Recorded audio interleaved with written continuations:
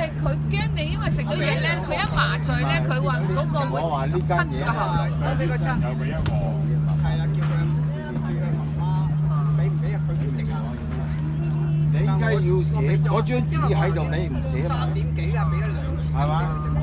佢應該食4。我又唔記得同你講聲喎，嗰次見到你。我專登喺度做嘢。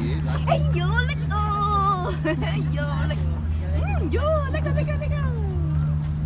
阿Rosie 爸爸做咩啊？嗰日佢去我問我因為佢唔覺得嚟，佢最有10起碼。